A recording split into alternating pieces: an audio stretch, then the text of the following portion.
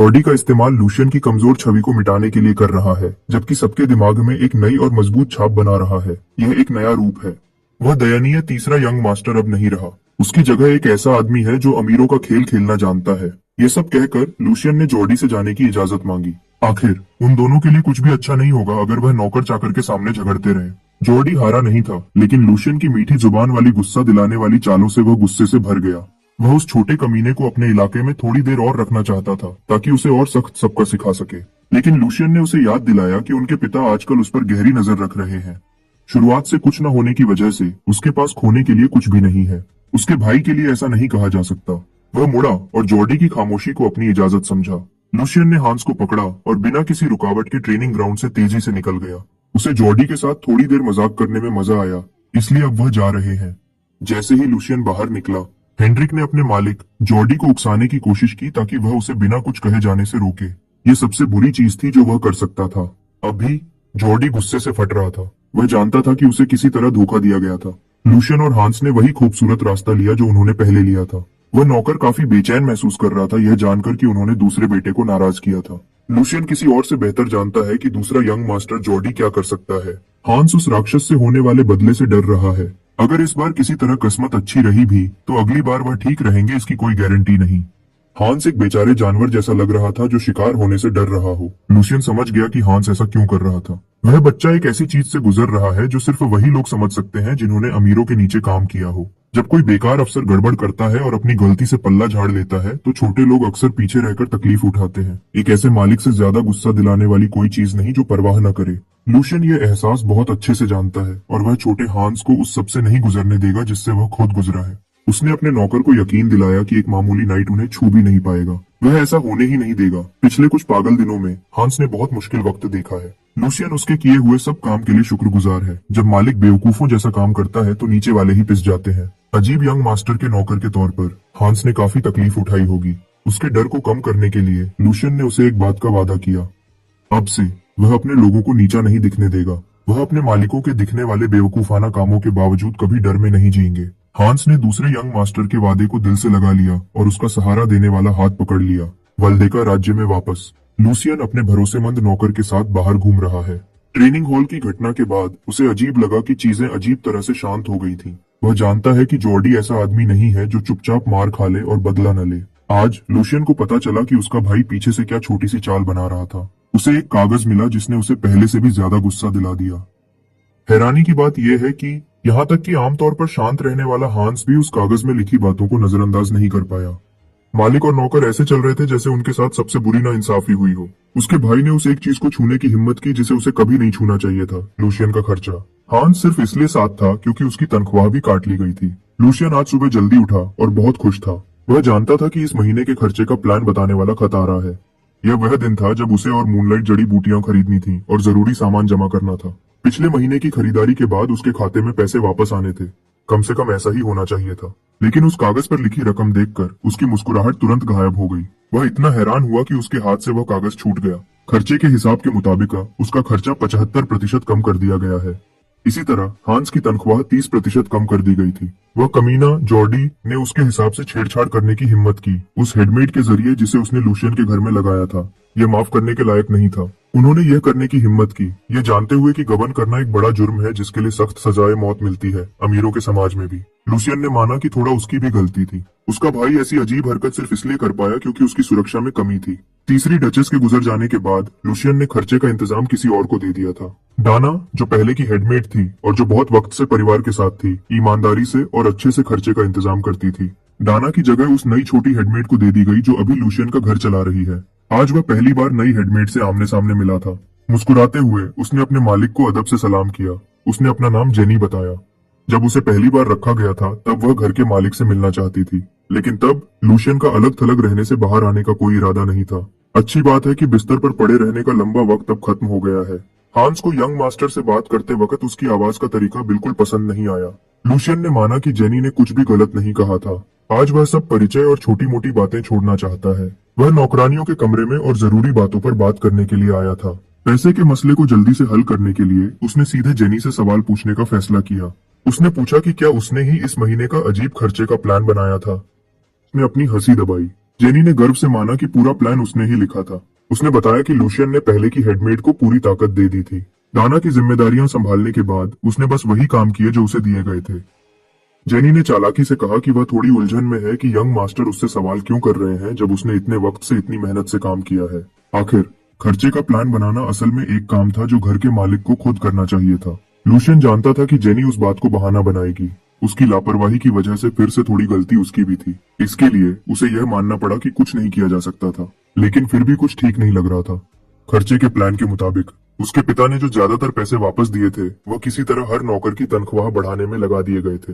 क्योंकि उसके घर के नौकर लापरवाही की वजह से तकलीफ में थे, वह पैसे के नुकसान को हर्जाना मानने को तैयार है। लेकिन अगर ऐसा है तो हांस की तनख्वाह बढ़ाने की बजाय काटी क्यों गई थी? एक बच्चा भी देख सकता था कि यह साफ तौर पर पैसे का हमला था जो उस नई हेडमेड ने किया था। जेनी अनजान बन गई और जोर देकर कहा कि कोई गलती हुई होगी। उसने घर चलाने की मुश्किल को ऐसी चूक के लिए बहाना बनाया। उसने अपने नीचे काम करने वाली नौकरानियों को गवाह बनने के लिए कहा ताकि वह यह बताएं कि वह कितनी ज्यादा काम करती है। यह देखकर कि वह उसकी नजर के नीचे जम गए थे, साफ दिख रहा था कि जेनी ने नौकर चाकर के जरिए घर पर कब्जा कर लिया था। घबराई हुई मुस्कुराहटों के साथ सब नौकरानियां जल्दी से जेनी के फैसले का बचाव करने लगीं और मिस जेनी की तारीफ करने लगीं। उन्होंने यहाँ तक कि हेडमेड की अब से और अच्छे से मदद करने का वादा किया ताकि ऐसी चूक से बचा जा सके। लूशियन ने हार मानकर लंबी सांस ली और हांस के साथ वापस चला गया। एक बार हांस ने अपने मालिक से जवाब देने की उम्मीद की थी, लेकिन उसने नहीं दिया। घर लूशियन के नाम पर है, लेकिन उसके घर के हाथ पैर किसी और की सुन रहे हैं। नौकरानियों के कमरे से बाहर निकलने से पहले लूशियन ने जेनी से आखिरी सवाल किया। उसे उम्मीद थी कि वह ध्यान से जवाब देगी। उसने सीधे उससे पूछा कि उसका मालिक कौन है। उस सवाल का जवाब देने के लिए जेनी ने जोर देकर कहा कि वह पहले अपने लॉर्ड जॉर्डी से बात करेगी। लूशियन के हिसाब से जो हिस्से सड़ गए हैं उन्हें काट कर निकालना होगा ताकि शरीर जिंदा रह सके, और अभी उसका दिल अंदर से सड़ रहा है। उस सड़न का इलाज वाल्डेक इलाके की अंधेरी गलियों में मौजूद एक शराब खाने में मिल सकता है। एक काले चौगे में छिपा हुआ तीसरा यंग मास्टर हांस को उस संदिग्ध जगह पर घसीट कर ले गया, अपने दिमाग को शांत करने के लिए मछली पकड़ने के बहाने से, खुले पानी की जगह। उसके बजाय वह जमीन के नीचे एक लड़ाई के अड्डे में घुसे जो बिगड़े हुए जुआरियों से भरा था। शराब खाने के बीच में एक रिंग था जहां लड़ने वाले लोगों के लिए लड़ते थे। अगर लूशियन से पूछो तो यह मछली पकड़ने के लिए सबसे अच्छी जगह है। कौन जानता है, शायद आज कोई बड़ा हाथ लगेगा। मेन इवेंट के पास से गुजरते हुए वह खाली बार की तरफ चला।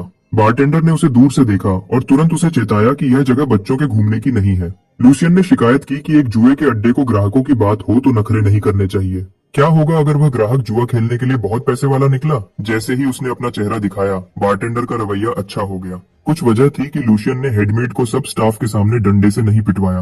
पहली, जेनी सिर्फ एक मामूली मुलाजिम नहीं है, उसकी बहुत बड़ी सपोर्ट है। वह उस दाई की बेटी है जिसने जॉर्डी को बचपन से पाला था। वह उसे अपनी बहन की तरह देखता है। उस औरत को लापरवाही से छूना आग को और बढ़ाकर एक बड़ी मुश्किल पैदा करेगा। दूसरी, लूशियन के घर में पदक्रम पूरी तरह से गड़बड़ था। जितना उसने सोचा था उससे भी बुरा। उसकी मौजूदा मुश्किल आम समझ से बहुत परे है और उसे एक सही इलाज की जरूरत है। आखिरी, उसका पिता ड्यूक नजर रख रहा है। ऐसा हो ही नहीं सकता कि वह आदमी खर्चे में की गई दखलंदाजी से अनजान हो। दूसरे शब्दों में, अपने घर की गड़बड़ को ठीक करना बस एक और इम्तिहान है जिसे उसे पास करना है। उसे बस ग्रैंड ड्यूक और उसके स्टाफ को दिखाना होगा कि उसके पास क्या है। काम शुरू करने के लिए उसने फैसला किया कि वह अपने कम किए गए खर्चे में से जो बचा था उसे लेगा और इस गंदे जुए के अड्डे में टेबल्स पर बैठ गया। धीरे धीरे लेकिन पक्के तौर पर उसकी चिप्स का ढेर बढ़ता गया क्योंकि उसने हर कार्ड का हाथ बिल्कुल सही खेला। डीलर के अच्छे से पत्ते फेंटने की आवाज पूरे हॉल में भर गई। यह लूशियन की जेबों में वापस आते हुए पैसे की आवाज थी।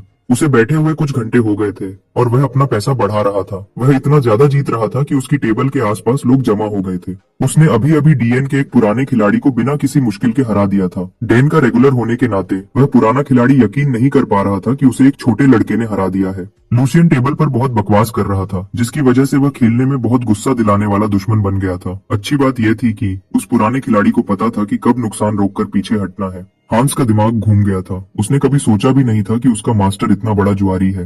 अपने आसपास चिप्स के बड़े बड़े ढेर लगे होने के साथ लूशियन ने एक नया दुश्मन मांगा, खासकर ऐसा जो उसे संभाल सके। जुआ के पैसे से अपनी जेब भरने के अलावा वह इस गैम्बलिंग डेन के गरीब लोगों को एक और वजह से हरा रहा था। उसके हिसाब से जिस आदमी को वह ढूंढ रहा था वह अब अपना दांव चलने वाला था, जैसा सोचा था। छुपे हुए गैम्बलिंग डेन का दरवाजा पूरा खुल गया और एक नए खिलाड़ी का स्वागत किया। लूशियन की बात बिल्कुल सही निकली। अब बड़े शिकार को पकड़ने का वक्त आ गया था। एक तगड़ा आदमी हॉल में आया और सबका ध्यान अपनी तरफ खींच लिया। उसका चेहरा खुरदुरा था और उसके चेहरे पर एक बुरा निशान था। उस आदमी ने माफी मांगी कि वह इतने खास मेहमान को पहचान नहीं पाया और देर से स्वागत करने के लिए भी। उसने अपना नाम ह्यूगो बताया, जो इस छोटी सी जगह का मैनेजर था। ह्यूगो ने अपनी उंगलियां चटकाई और उसके डीलर्स काम पर लग गए। उन्होंने गैम्बलिंग डेन के बाकी सब लोगों से माफी मांगी, क्योंकि उन्हें कुछ खास वजह से दिन के लिए अपना काम बंद करना पड़ेगा। ट्रेन्ड एम्प्लॉइज ने सब जुआरियों को अदब से डेन से बाहर निकाला और अगली बार आने पर उन्हें और ज्यादा अच्छा ट्रीट करने का वादा किया। ह्यूगो के बिजनेस को नुकसान हो रहा था क्योंकि उसके बाकी मेहमानों को तकलीफ हो रही थी, लेकिन अभी इसकी कोई परवाह नहीं थी। जब तक यंग मास्टर लूशियन शांति से जुआ खेल सकते हैं, तब तक ये सब ठीक है। लूशियन सच में हैरान था कि ह्यूगो ने उसे पहचान लिया, जबकि वह कुछ वक्त से लोगों के सामने नहीं आया था। वैसे भी इस गलत काम में जिंदा रहने के लिए ऐसी समझ जरूरी है। एक बार फिर उस बड़े आदमी ने देर से स्वागत करने के लिए माफी मांगी। लूशियन ने कहा कि वह बस थोड़ा बदलाव के लिए आया था, इसलिए कोई नुकसान नहीं हुआ। ह्यूगो ने उसके चिप्स के जमा हुए ढेर की तारीफ की। बहुत वक्त हो गया था जब से इस जगह के किसी मेहमान ने इतने बड़े जीत के ढेर लगाए थे। अगर लूशियन को बुरा न लगे तो ह्यूगो ने टेबल पर उसका अगला दुश्मन बनने की इजाजत मांगी। तीसरे यंग मास्टर ने उस बड़े आदमी को आगे बढ़ने के लिए उकसाया। एक खास कस्टमर सर्विस वाली मुस्कान के साथ ह्यूगो ने नर्म होकर कहा कि वह यंग मास्टर का मुकाबला नहीं कर सकता, लेकिन वह अपनी तरफ से पूरी कोशिश करेगा कि वह कुछ चालें दिखा सके जो उसने वक्त के साथ सीखी है। यकीनन गैम्बलिंग डेन के मैनेजर के खिलाफ एक खेल वक्त बिताने के लिए काफी होगा। उस बड़े आदमी से आ रहे दबाव को महसूस करते हुए हांस ने अपने मास्टर के कान में फुसफुसाया। उसे पैसे निकाल कर जाने को कहा, क्योंकि उन्होंने पहले ही बहुत पैसा कमा लिया था। उसे उस दाग वाले आदमी के बारे में बहुत बुरा लग रहा था। हांस ने महल में बहुत से डरावने लोग देखे थे, इसलिए वह जानता था कि यह आदमी बहुत खतरनाक है। खासकर ह्यूगो की आंखों ने हांस के दिल पर असर किया। ऐसी आंखें मिलना सच में मुश्किल है। लूसियन को यह सुनकर खुशी हुई कि हंसा के एक बड़े घर में नौकर के रूप में काम करने के साल बेकार नहीं गए थे। जो कुछ भी हांस ने महसूस किया था वह सब सच था। ब्लैक शार्क ह्यूगो के चेहरे पर भले ही एक नर्म मुस्कान हो, लेकिन उसने अपना यह नाम ऐसे ही नहीं कमाया था। लूशियन की पिछली जिंदगी में ह्यूगो का नाम अंडरवर्ल्ड में एक कुदरती आफत की तरह डर पैदा करता था। उसका सफर वाल्डेक इलाके के एक शहर की अंधेरी गलियों से शुरू हुआ था। उसने अपने तगड़े शरीर का इस्तेमाल अपने दुश्मनों को जख्मी करने के लिए किया। हिंसा और चालाक योजनाओं के साथ वह एक ऐसी ताकत बन गया जिसे कोई रोक नहीं सकता था। ब्लैक शार्क ह्यूगो को मशहूर होने और बदनाम होने में ज्यादा वक्त नहीं लगा। उसने जुआ, स्मगलिंग और यहाँ तक कि कॉन्ट्रैक्ट किलिंग्स में भी हाथ डाला। वह हर उस जुर्म में शामिल होता था जिसमें सबसे ज्यादा पैसा मिलता था। अपने बेरहम तरीकों से उसने धीरे धीरे अपना काम बढ़ाया और किंग ऑफ द नाइट के नाम से जाना जाने लगा। 5 इलाकों के अंडरवर्ल्ड पर राज करता था। बाद में उसने एम्पायर के टूटने वाले वक्त को एक सीढ़ी की तरह इस्तेमाल किया ताकि वह लोगों के सामने आ सके। अच्छी पॉलिटिकल चालों से उसने खुद को बैरन का खिताब दिलाया। वह पहले लोगों में से था जिसने बदलते हुए हालात को अपनाया और एम्पायर के डरावने वॉरलॉर्ड्स में से एक बन गया। लेकिन अभी ब्लैक शार्क ह्यूगो अंडरवर्ल्ड में बस एक नया खिलाड़ी है, लेकिन इससे यह सच नहीं बदलता कि वह एक बहुत खतरनाक आदमी है। आज शिकार को फंसाने और खूनी पानी में एक जंगली शार्क को पकड़ने का वक्त आ गया था। टेबल पर ताश के पत्ते और चिप्स का एक पहाड़ रखा हुआ था। लूशियन ने कहा कि वह एक सिंपल कार्ड गेम खेले। ह्यूगो मान गया और कहा कि उन्हें बेटिंग लिमिट नहीं रखनी चाहिए। आखिर वह वाल्डेक फैमिली के यंग मास्टर को छोटे दांव से बोर नहीं होने दे सकता था। लूशियन खुशी खुशी इस शर्त पर मान गया। वह बस खुश था कि उसे कोई ऐसा मिला जो उसकी बात सही से समझता था। अंदर ही अंदर ह्यूगो लूशियन को एक आम लड़का समझता था, जो सिर्फ अपने फैमिली के नाम की वजह से अकड़ दिखाता है। एक अनजान बच्चा जिसे यह भी नहीं पता कि उसकी खुशनुमा बातें ही उसके गले में फंदा बनेंगी। कमरे में गहरी खामोशी छा गई जब डीलर ने उनके पत्ते बांटे। सच कहूं तो उसने उम्मीद नहीं की थी कि वह लड़का पहले के डीलर्स को हरा देगा। फिर भी ह्यूगो लूशियन की जीत का फायदा उठा सकता था। उसकी नजर में एक नादान बच्चा जो थोड़ी सी जीत के नशे में चूर है, वह हारने पर और ज्यादा तकलीफ में डूब जाएगा। ह्यूगो हर खेल में इस बेफिक्र अमीर लड़के को पूरा निचोड़ देना चाहता था। खेल शुरू करने से पहले लूशियन ने ऐसे दिखाया जैसे उसे कुछ याद आया हो जो उसे करना था। एक दूसरे की जेब खाली करने की कोशिश करने से पहले लूशियन ह्यूगो से एक सवाल पूछना चाहता था। यह उनकी पहली मुलाकात थी, लेकिन यंग मास्टर को वह क्रिमिनल मास्टरमाइंड पहले ही काफी पसंद आ गया था। एक नेता को उसके साथियों के आसपास के माहौल से ही जांचा जा सकता है। ये साफ था कि यह गैम्बलिंग डेन कोई कानूनी काम नहीं था। इतने बड़े पैमाने पर एक छुपे हुए बिजनेस को चलाना कोई छोटा काम नहीं है। अगर ह्यूगो कानून की पतली रेखा को पार करता तो वाल्डेक फैमिली को जरूर पता चल जाता और बहुत पहले ही सफाया हो गया होता। ह्यूगो ने कहा कि वह अपनी जगह जानता है और बड़े लोगों को नाराज न करने का ध्यान रखता है। लूशियन वाल्डेक फैमिली का सदस्य हो सकता है, लेकिन उसने ब्लैक शार्क को यकीन दिलाया कि वह सख्त किस्म का आदमी नहीं है। बातों को घुमाने के बजाय लूशियन ने एक सच्चा जवाब मांगा। वह जानना चाहता था कि ह्यूगो मास प्रोडक्शन कब शुरू करने वाला है। बिना पलक झपकाए ब्लैक शार्क ने पूछा कि वह लड़का किस बारे में बात कर रहा था। जब लूशियन ने वेस्ट्रा में तैयार की जा रही उस चीज का जिक्र किया तो ह्यूगो का दिल बैठ गया। वाल्डेक फैमिली के तीसरे यंग मास्टर ने आमतौर पर यह बॉम्ब फोड़ा कि वह उस इलीगल हेलुसिनोजन के बारे में जानता था जिस पर ह्यूगो काम कर रहा था। सच की इस बात ने उस अंडरग्राउंड कमरे की हवा निकाल दी। दरवाजे पर खड़े गार्ड्स भी हैरान रह गए। सब में से हांस सबसे ज्यादा हैरान था और यह साफ दिख रहा था। ह्यूगो ने अपने पत्ते टेबल पर गिरा दिए जब उसका दिमाग सही जवाब सोचने लगा। आखिर में उसने अनजान बनने का फैसला किया, लेकिन उसकी हिचकिचाहट ने साफ कर दिया कि वह घबराया हुआ था। अपने चिप्स के साथ खेलते हुए लूशियन ने अपनी बात पर और जोर दिया। अपने चेहरे पर एक चालाक मुस्कान के साथ उसने यह भी कहा कि वह जानता था कि ह्यूगो को मार्किस लोग्रिन ने काम दिया था। वह हिस्सा हेलुसिनोजेंस वाल्डेक इलाके को इलीगल ड्रग डिस्ट्रीब्यूशन से हिलाने के लिए बनाए गए थे। वह मार्किस की सस्ती चालों को बिल्कुल पसंद नहीं करता था। उसकी राय में अमीर फैमिलीज के बीच एक हद होती है जिसे पार नहीं करना चाहिए। उसने ह्यूगो से पूछा कि क्या वह भी यही सोचता है। लूशियन के इस धोखे को देखने के तरीके से ब्लैक शार्क को ज्यादा असरदार मानना सही होगा। वाल्डेक इलाके में इतना घिनौना जुर्म करने की हिम्मत और कौन कर सकता था उसके अलावा। अगर एक भी छोटी सी गलती हो जाती और वह पकड़ा जाता तो ग्रैंड डची से जुड़े हर कोई उसे टुकड़े टुकड़े कर देता। ग्रैंड ड्यूक के पास जितनी भी ताकत थी वह सब उसे कुत्ते की तरह ढूंढती, बिना किसी छूट के। अभी ह्यूगो का दिमाग उलझा हुआ था। अगर उसने गलत बात कही तो उसे मौत और पूरी तरह से पकड़े जाने का खतरा था। इस इलाके में वाल्डेक फैमिली सबसे बुरा दुश्मन हो सकती है। आमतौर पर यह बात 2 साल तक दुनिया के सामने नहीं आती।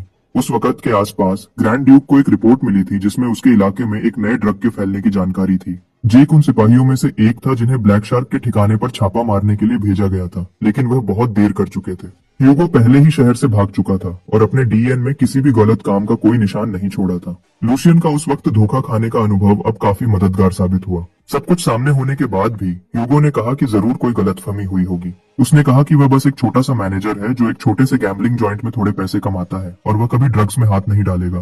पूरे यकीन के साथ उसने कहा कि कोई जलता हुआ कॉम्पिटिटर उसके खिलाफ झूठी अफवाहें फैला रहा होगा ताकि उसे नुकसान पहुंचा सके। अगर उसे मौका मिला तो उसने खुद उस अफवाह का पता लगाने का वादा किया, क्योंकि वह बड़ा आदमी झुकने को तैयार नहीं था। लूशियन ने कहानी में थोड़ी और जानकारी जोड़ी। उसने ह्यूगो से पूछा कि क्या वह चावल की मिल जो वह चला रहा था वह बस एक आम दुकान थी, और क्या वह अंडरग्राउंड रास्ता जो महल के ठीक बाहर तक जाता था वह बस एक मासूम भागने का रास्ता था। एक आखिरी बार लूशियन ने अपने पहले सवाल का जवाब मांगा, क्या वह मास प्रोडक्शन के स्टेज के करीब है?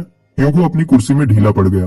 किसी तरह उसे चेकमेट की पोजीशन में फंसा दिया गया था। वह लड़का नकली दुकान और गुप्त रास्ते के बारे में जानता है। अगर वह इतना जानता है तो अब बहाने बनाना बेकार है। एक जंगली जानवर की तरह घिरकर ह्यूगो ने उसी वक्त ड्यूक के तीसरे बेटे को मारने का सोचा। उसके आदमियों ने पहले ही अपने छुपे हुए हथियार निकाल लिए थे। बिना गार्ड्स के एक अमीर लड़के को एक ही झटके में आसानी से मारा जा सकता है। लूशियन ने ब्लैक शार्क को कहा कि वह कुछ ऐसा करने से पहले अच्छे से सोच ले जिसका उसे बाद में अफसोस हो। आखिर वह अपनी जिंदगी को दांव पर लगाकर जुआ खेल रहे थे। उसने ह्यूगो को याद दिलाया कि वह अपनी अगली चाल को ध्यान से सोचे, यह देखते हुए कि वह अपनी इस जगह तक कैसे पहुंचा है। उस बड़े आदमी ने ग्रैंड ड्यूक सिगमंड के बेटे को मारने के बेकार ख्याल को छोड़ दिया।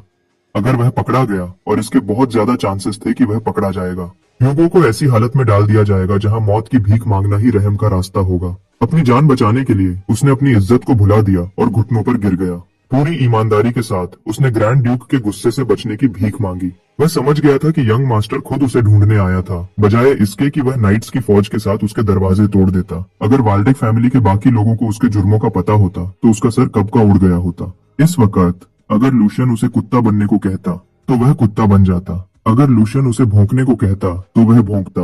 अगर रेंगने को कहा जाता तो वह रेंगता। ह्यूगो के आदमी उसके पीछे खड़े हो गए और अपने बॉस के साथ झुककर भीख मांगने लगे। वह आदमी जो एम्पायर के भविष्य में सबसे ताकतवर लोगों में से एक बनने वाला था, उसकी ऐसी हालत हो गई थी। थोड़ा सोचने के बाद लूशियन अपनी आरामदायक कुर्सी से उठ खड़ा हुआ। ऐसे काम के कुत्ते को अपने पास रखना बिल्कुल भी बुरा नहीं लगता। आखिर उसे कुछ अच्छे हाथ पैरों की जरूरत थी। यह सुनकर ह्यूगो ने उसकी हर बात मानने की कसम खाई। लेकिन लूशियन ह्यूगो जैसे आदमी के लिए यह नहीं चाहता था। यह थोड़ा बोरिंग होगा। वह जानता था कि ब्लैक शार्क सिर्फ एक शिकारी कुत्ता बनकर कभी खुश नहीं रहेगा। भीख मांगने वाले आदमी की आंखों में आंखें डालकर लूशियन ने सभी लोगों के लिए एक बेहतर डील पेश की। उसने ह्यूगो से पूछा कि क्या वह इसके बजाय नाइट बनने की कोशिश करना चाहेगा। यह शब्द सुनकर ब्लैक शार्क के अंदर कुछ गहरी भावनाएं जाग उठी। हर दूसरे लड़के की तरह उसने भी कभी पागलपन की हद तक नाइट बनने का सपना देखा था। आखिर में उसे उस सपने को छोड़ना पड़ा। जैसे जैसे वक्त गुजरता गया, जिंदगी की सच्चाई उसे साफ दिखने लगी। चाहे उसने कितनी भी स्किल बनाई हो, कितना भी मजबूत वह बना हो, और कितनी बार उसने अपने मास्टर के लिए अपनी जान दांव पर लगाई हो, उनकी नजर में वह बस एक नीची जाति का किसान था। वह बस एक काम का औजार था, एक मांस का टुकड़ा जिसे असली ताकत वाले लोग इस्तेमाल और गलत इस्तेमाल करते थे। उन चीजों की वजह से जो उसके कंट्रोल में नहीं थी, उसके जन्म की हालत की वजह से वह अपना सपना पूरा नहीं कर सकता था, चाहे उसने कितना भी खून बहाया हो। लूशियन के सवाल का जवाब देने के लिए बिल्कुल वह नाइट बनना चाहता था। वह इतना ज्यादा चाहता था कि वह नाइट बनने के मौके के लिए खुशी खुशी अपना सर जमीन पर पटक देता। अगर वह उस सपने को पूरा कर पाता तो वह अपनी रूह भी किसी को बेच देता जो उसे सच कर सके। लूशियन के सामने एक कमजोर आदमी था जो बचपन के सपने से चिपका हुआ था। वाल्डेक फैमिली की इज्जत के नाम पर उसने ह्यूगो को एक असली नाइट बनाने का वादा किया। अगर उसके पास ऐसी ईमानदारी और इज्जत हो कि वह भविष्य में कभी खुद पर शर्मिंदा न हो तो सिर्फ दर्जा कोई रुकावट नहीं बनेगा। उसी पल लूशियन का चमकता चेहरा ह्यूगो के दिमाग में बस गया।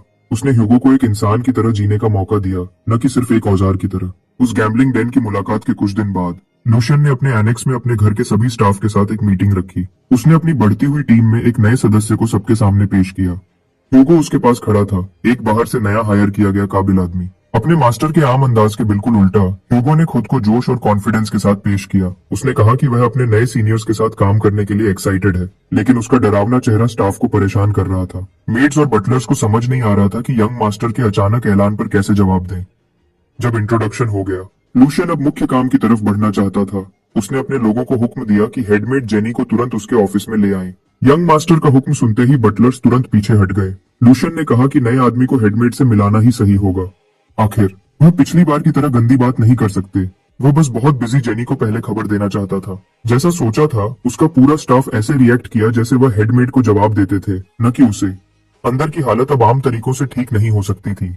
एक भी मेड या बटलर ने उसका हुक्म नहीं माना। उनके लिए लूशियन एक सड़ी हुई रस्सी से ज्यादा कुछ नहीं था जिसमें कोई असली ताकत नहीं थी। उसे अपनी ताकत का ऐसा सबूत दिखाना होगा जो इतना पक्का हो कि वह अपने घर पर वापस कंट्रोल कर सके। एक बटलर आगे आया और लूशियन से उनकी हालत पर भी गौर करने की भीख मांगी। इस एनेक्स में सब जानते थे कि हेडमेड जेनी को लॉर्ड जॉर्डी पसंद करते हैं। उसने पूरे घर और स्टाफ पर कब्जा कर लिया था। बटलर्स और मेड्स अपने बेकार लॉर्ड के खिलाफ बोलने की हिम्मत कर रहे थे क्योंकि वह आग में घी डालकर उन्हें मुश्किल में डाल रहा था। वह पहले की तरह शांति से रहना पसंद करते थे जब यंग मास्टर बस अपने बिस्तर पर पड़ा रहता था। हांस अब इन छोटे नौकर की बातें और नहीं सुन सकता था। उसने सब पर चिल्लाया कि होश में आओ और अपनी भूली हुई जिम्मेदारी याद करो। इस घर का मास्टर यंग मास्टर लूशियन है, न कि वह लाल बालों वाली औरत या वह बेकार जॉर्डी। एक तरफ से यह पागलपन देखने के बाद ह्यूगो ने मौजूदा हालत को अच्छे से समझ लिया और एक आसान हल पेश किया। क्योंकि यंग मास्टर के तेज शब्द इन बेकार नौकर पर बर्बाद करना सही नहीं लगता, तो वह एक ज्यादा असरदार तरीका ला सकता है। उसने काफी सुन लिया था और समझ गया था कि क्या करना है। ह्यूगो ने अपने मास्टर को यकीन दिलाया कि वह इस मसले को संभाल लेगा। जो लोग अब ऊंच नीच में फर्क नहीं कर सकते, उनके लिए वफादारी सिखाने का तरीका बहुत आसान है। उसने कहा कि उसका तरीका थोड़ा सख्त हो सकता है, इसलिए उसे बॉस की इजाजत चाहिए। लूशियन खुश था कि ह्यूगो का दिमाग कितनी तेज चलता है। यही असल वजह थी जिसकी वजह से उसने उस बड़े आदमी को रिक्रूट करने की कोशिश की। इस बार किस्मत सच में उसके साथ थी। ह्यूगो अभी ड्रग बनाने के शुरुआती दौर में था। अगर यह और आगे बढ़ गया होता तो वह ब्लैक शार्क को कभी अपनी तरफ नहीं ला पाता। उसने ह्यूगो को वही करने की इजाजत दी जो वह दोनों सोच रहे थे। उसने अपने नए भरोसेमंद आदमी को पूरी तरह से सख्ती करने की इजाजत दे दी। काम शुरू करने के लिए ह्यूगो उस प्रोटेस्ट करने वाले बटलर के पास गया, उस छोटे से नौकर पर हावी होते हुए। ब्लैक शार्क को करीब से देखकर कोई भी डर से कांप उठता। उसका डरावना शरीर और कातिलाना नजर सबको हैरान कर देती थी। वह ऐसे लगता था जैसे घिनौने जुर्म करता हो। बटलर ने खुद को यकीन दिलाया कि लूशियन ने जरूर किसी गली के गुंडे को उठाया होगा। उसने अकड़कर उस बड़े बेवकूफ को कुछ सलाह देने की पेशकश की, यह कहकर कि वह इस घर की हालत जानता है, और ह्यूगो को सही तरफ चुनने की चेतावनी दी। उस अकड़ वाले बटलर ने यंग मास्टर जॉर्डी की बेरहमी का डर दिखाकर ह्यूगो को भगाने की कोशिश की। यह सब नौकर मानते थे कि लूशियन के खिलाफ पलड़ा कब का झुक चुका है। यकीनन वह बड़ा गुंडा कुछ पैसों के लिए अपनी जान दांव पर लगाने जितना बेवकूफ नहीं होगा, है ना? ह्यूगो को उस अकड़ वाले बटलर की आखिरी बातें बेकार लगी। उसकी मुट्ठी बटलर के चेहरे पर लगी और उसने उसे हिलाकर रख दिया। एक ही बार काफी था उस आदमी की खोपड़ी को हिला देने के लिए। उस मुक्के में इतनी ताकत थी कि उसने उस घमंडी बटलर को एक गुड़िया की तरह पास की दीवार पर उड़ा दिया। हांस की आंखें बाहर निकलने वाली थीं, जबकि लूशियन खुद को ऐसे जानवर को काम पर रखने के लिए शाबाशी दे रहा था। ह्यूगो धीरे से चलकर बटलर की बेजान बॉडी के पास गया। एक मामूली सा मुक्का ही काफी था उस आदमी की अक्ल ठिकाने लगाने के लिए। बाकी बटलर्स डरते हुए नए आदमी को कासल के अंदर हिंसा करने के लिए डांटने लगे। ब्लैक शार्क पर उनकी खोखली और कमजोर बातों का बिल्कुल भी असर नहीं हुआ। ऐसा ही हुआ कि ह्यूगो पागल लोगों को सबक सिखाने में माहिर है। उसके लिए यह पहला काम बिल्कुल सही था। कुछ देर बाद हाउस के स्टाफ में से किसी भी तरह की नाफरमानी के निशान नहीं दिखे। उन्होंने तो यहाँ तक तीसरे यंग मास्टर का हुक्म मान लिया, हेडमेड जेनी को अंदर लाने का, चाहे उन्हें जोर भी लगाना पड़े। उसके चेहरे पर थप्पड़ का निशान साफ दिख रहा था। जेनी गुस्से से बोली और सबको यकीन दिलाया कि वह उसके साथ ऐसा करने के बाद बच नहीं पाएंगे। उसकी खोखली धमकियों से डरने की बजाय सुधरे हुए बटलर्स ने उसे चुप रहने और चलने को कहा। उसे हमेशा हुक्म चलाने की आदत थी। उसे लोगों का उस पर आवाज उठाना पसंद नहीं था। वह बकबक करती रही उन लोगों को सजा देने के बारे में जो उसके खिलाफ थे। तभी रुकी जब लूशियन के ऑफिस का दरवाजा खुला। उसके सामने एक अजीब सा नजारा था। उसकी बात मानने वाले मेड्स और बटलर्स जमीन पर घुटने टेकने पर मजबूर थे अपनी गलतियों पर सोचने के लिए। जेनी के लिए उनका डर, ह्यूगो ने जो डर उन्हें दिखाया था, उसने उस डर को खत्म कर दिया था। इसी बीच तीसरा यंग लॉर्ड खिड़की के पास खड़ा था, हाथ पीछे बंधे हुए थे, अपनी शक्ति बढ़ा रहा था। वह रोकी हुई हेडमेड की तरफ मुड़ा और उसे देखकर मुस्कुराया और हाथ हिलाया। वह खुश था यह देखकर कि उसके एम्प्लॉयज आखिरकार अपना काम सही से कर रहे हैं। लूशियन ने उसके गाल पर थप्पड़ का निशान देखा और लड़के के जोश को माफ कर दिया। जेनी गुस्से से फट पड़ी। उसे यकीन था कि उसका मामूली सा यंग मास्टर उसके साथ ऐसा करने के बाद बच नहीं पाएगा। उसने लूशियन के सामने झुकने से मना कर दिया, जैसे बाकी सबने किया था, और दोहराती रही कि उसका यंग मास्टर जॉर्डी इस हरकत को कभी माफ नहीं करेगा। उसने हिम्मत की यह कहने की कि अगर वह अभी रुक जाते हैं तो वह आज की घटना को बिना किसी बड़ी सजा के खत्म होने देगी। लूशियन बस हंसने लगा। उसने बिना किसी परवाह के अपनी डेस्क से चाबुक उठाया और उस बदतमीज मेड की तरफ चल पड़ा। जब अभी शुरुआत ही हुई है तो अच्छी चीज को खत्म क्यों करें? अभी तो दिन शुरू ही हुआ है और उसका चाबुक चलाने का मन कर रहा है। उसने हेडमेड जेनी से कहा कि वह जो चाहे कह ले, उसे जो कुछ भी कहना है अभी कह ले, क्योंकि आज का दिन खत्म होने से पहले वह नरक के दरवाजे पर दस्तक दे रही होगी। सजा ए मौत एक तरीका है जो पुराने जमाने से इस्तेमाल होता आया है गलत काम करने वालों को चेतावनी देने के लिए। यह दिखाने वाला भी है और असरदार भी। तलवार के पास वजह होती है, एक साफ निशाना, और सबसे बढ़कर यह उन लोगों पर एक गहरा असर छोड़ता है जिन्होंने उसे होते हुए देखा। दूसरे शब्दों में यह एक आजमाया हुआ तरीका है। लूशियन हाथ में चाबुक लिए हेडमेड जेनी की तरफ चला। उसने उसे नफरत और घिन से भरी हुई आंखों से घूरा। उसने बिना किसी भावना के वापस देखा। उसकी नजर में कोई हलचल नहीं थी। आज वह ग्रैंड ड्यूक को यह इशारा दे सकता है कि कमजोर और बेकार तीसरा बेटा अब नहीं रहा। उसने उंगली के इशारे से अपने बटलर्स को बुलाया। उन्होंने जेनी को मजबूती से पकड़ लिया ताकि वह अपनी जगह पर रहे और उसे घुटने टेकने पर मजबूर कर दिया। वह औरत जो कुछ देर पहले पूरे घर पर हुक्म चलाती थी, अब दबोच दी गई थी, हिल भी नहीं पा रही थी। ऐसी मुश्किल हालत में भी उसने लूशियन के खिलाफ बोलने की हिम्मत की, यह मानने से इनकार करते हुए कि लड़का अपनी धमकियों को पूरा नहीं कर पाएगा। उसे पूरा यकीन था कि अगर कोई उस पर एक भी खरोंच लगाता है तो यंग मास्टर जॉर्डी चुपचाप नहीं बैठेगा। जेनी ने यह बात बड़े गर्व से कही कि उसकी माँ जॉर्डी की धाय माँ थी। वह भाई बहन की तरह बड़े हुए थे। इस वक्त तक लूशियन उसकी खोखली चेतावनियों से बोर हो चुका था। यह उसके पास सुधरने का आखिरी मौका है। फिर भी वह वही पुरानी बात बार बार दोहराती रही। अगर वह लूशियन के भाई का नाम बेकार में झपते हुए मर जाती है तो क्या यह एक हंसने वाली जिंदगी नहीं होगी? अगर जेनी के पास कोई और चाल है तो अभी उसे चलने का वक्त है। एक खराब रेडियो की तरह वह बकबक करती रही कि यंग मास्टर जॉर्डी क्या करेगा। लूशियन को बीच में आना पड़ा और उसकी गलत सोच को ठीक करना पड़ा। उसके पास उसे मारने की काफी वजह थी। उस पर एक नोबल का अपमान करने, काम में लापरवाही, लोगों को भड़काने और पैसे की हेरा फेरी के इल्जाम थे। उसने जो इतने सारे जुर्म किए थे, उसे पागल ही होना चाहिए यह सोचने के लिए कि जॉर्डी के साथ उसका धाय माँ वाला रिश्ता उसे बचा लेगा। वह इस दुनिया में अपनी जगह को लेकर बहुत गलतफहमी में है। ज्यादा से ज्यादा जिस जॉर्डी का नाम वह बार बार ले रही है, वह लूशियन को कुछ बार मार सकता है, बस इतना ही। और अगर ग्रैंड ड्यूक बीच में आता है तो वह इतना भी नहीं कर पाएगा। इसके उल्टा उनका बाप तो लूशियन को इनाम भी दे सकता है, एक ऐसे बिगड़े हुए नौकर को सही से संभालने के लिए जो उसके घर में अंदरूनी समस्याएं पैदा कर रहा था। जेनी शायद भूल रही है कि जॉर्डी भी सिर्फ ड्यूची का एक और वारिस है। वही खिताब उस आदमी का भी है जो उसके बिल्कुल सामने खड़ा है। अपनी पहली मुलाकात में लूशियन ने उसे सब कुछ ठीक करने का मौका दिया था, लेकिन उसने इसके बजाय बड़े घमंड और बेइज्जती के साथ बात की। उसने यह हालत खुद ही पैदा की है। तीसरे यंग मास्टर को सच बताते हुए सुनकर उसकी गलतफहमी टूट गई। जब से उसे लाया गया था, पहली बार जेनी डर से कांप उठी। अपनी जान बचाने की कोशिश में उसने अपनी गलतियां मान ली और माफ करने की भीख मांगी। बदकिस्मती से उसे खुद को बदकिस्मत ही समझना पड़ेगा। लूशियन ने उस चाबुक को पूरी ताकत से चलाया। मांस के फटने और खून के छिटकने की आवाज ऑफिस में गूंज उठी। जेनी को पकड़े जाने की खबर जल्दी ही दूसरे यंग मास्टर तक पहुंच गई। अपने नाइट्स के साथ जॉर्डी जल्दी से लूशियन के ऑफिस की तरफ गया। उसके चेहरे पर चिंता साफ दिख रही थी। उसे यकीन नहीं हो रहा था कि उसका बेकार छोटा भाई ऐसे बड़े कदम उठाएगा। कुछ दिन पहले ही उसने जेनी से सुना था कि वह लड़का नौकर के कमरे में बेइज्जती के बाद पीछे हट गया था। अब वह हर उस आदमी को मारने की धमकी दे रहा है जो उसके खिलाफ है।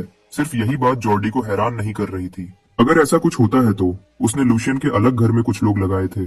उन लगाए हुए नौकर को लूशियन को रोकने की पूरी कोशिश करनी चाहिए थी, जेनी का साथ देते हुए। लेकिन हालत अब वापस न आने वाले मोड़ पर पहुंच चुकी थी। एक ही दिन में लूशियन ने पूरे एनेक्स पर कब्जा कर लिया था, उन लोगों समेत जो जॉर्डी को जवाबदेह थे। नाइट्स ने अपने यंग मास्टर को यकीन दिलाया कि खबरें गलत होंगी, इसलिए उन्हें थोड़ी देर के लिए शांत हो जाना चाहिए। उन्होंने सोचा कि डरपोक लूशियन में किसी को नुकसान पहुंचाने की हिम्मत नहीं है। सबसे बढ़कर उन्होंने अभी भी माना कि तीसरा यंग मास्टर उनके लॉर्ड जॉर्डी से दुनिया में सबसे ज्यादा डरता है। यह बातें सुनकर जॉर्डी शांत हो गया। यह तब तक था जब तक उन्होंने चाबुक के मांस में घुसने की आवाज और उसके बाद की दर्द भरी चीख नहीं सुनी। जॉर्डी ने लूशियन के ऑफिस का दरवाजा जोर से खोला। उसकी आंखें तुरंत चाबुक की तरफ गईं, जिससे ताजा खून पूरे फर्श पर टपक रहा था। लूशियन जेनी के पीछे खड़ा था। उसकी पीठ बुरी तरह से कटी हुई थी और उसके ताजा जख्मों से खून